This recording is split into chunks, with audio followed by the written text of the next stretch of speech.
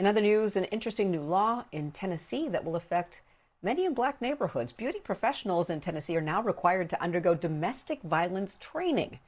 This is part of a new law passed this summer to help identify sufferers of domestic violence and where to send them for help. The new law took effect January 1st, and it will cost employees nothing. Joining us today to speak more on this is Tennessee State Representative Antonio Parkinson. He played a significant role in launching this initiative. Thank you so much and welcome to BNC. Thank you, Laverne. Thanks for having me.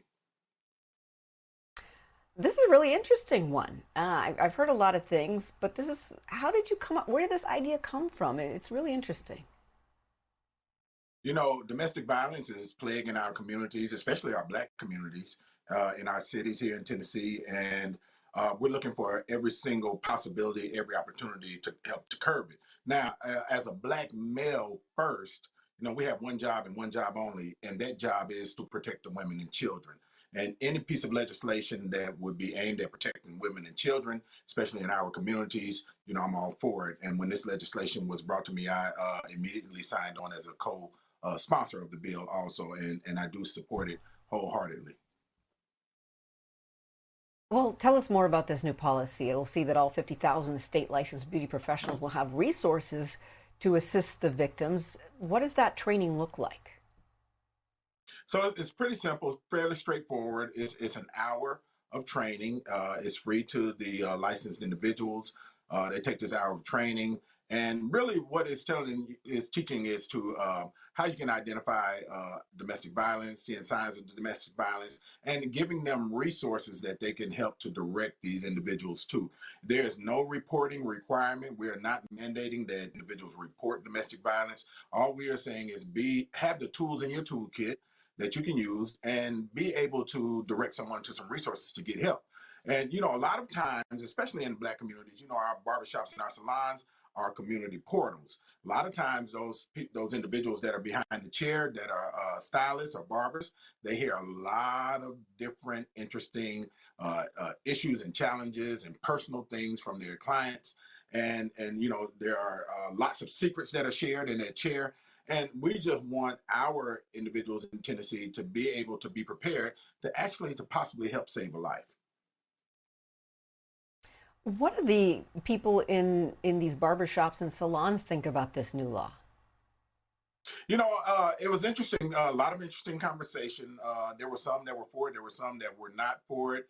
But I think once they realized that there was no reporting requirement, because I think that was the biggest issue that some had, feeling like they were mandated to report it and they didn't want to get involved in reporting it. But there is no mandate to report the domestic violence. It's simply to give those professionals the tools that they need to be able to identify it if they see it, or if someone talks about it or brings it to their attention, they can help to direct them to some resources.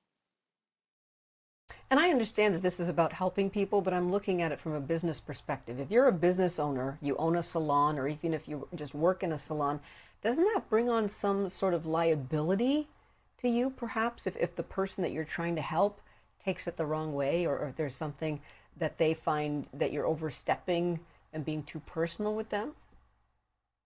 No, it absolutely does not bring any liability for you to give somebody resources that can possibly help them if they need the help. So there's no liabilities there. But again, you know, for us, you know, domestic violence is so pervasive in Tennessee, and especially when you look at our cities, Memphis and Nashville, and Knoxville and Chattanooga, and these urban centers, you have a lot of challenges and issues with people that are dealing with domestic violence, and a lot of people are losing their lives to domestic violence, and especially in our city of Memphis. And so we want to make sure that we have every tool available that an individual can use to help to, you know, give that assistance if it's needed or warranted.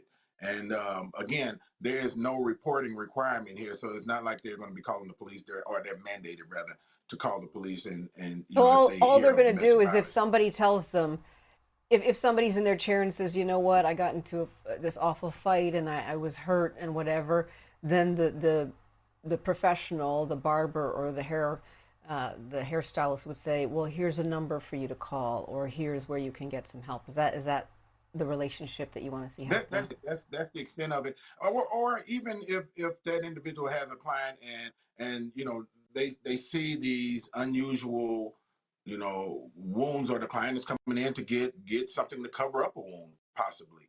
Well, at least that individual that's behind the chair will have the knowledge to be able to say, hey, look, I'm not trying to get in your business or anything, but here's some, if you need some help, here are some resources that you can use to get some help, or if you're going through something. Yeah, there's that word, getting in people's business. You got to always be careful with that. We know how people are about that Oh, kind of stuff. But real quick, before we leave you, do you have any websites or phone numbers or anywhere you can direct people who are listening right now on where they can go for help, or if they have questions about domestic violence or shelters?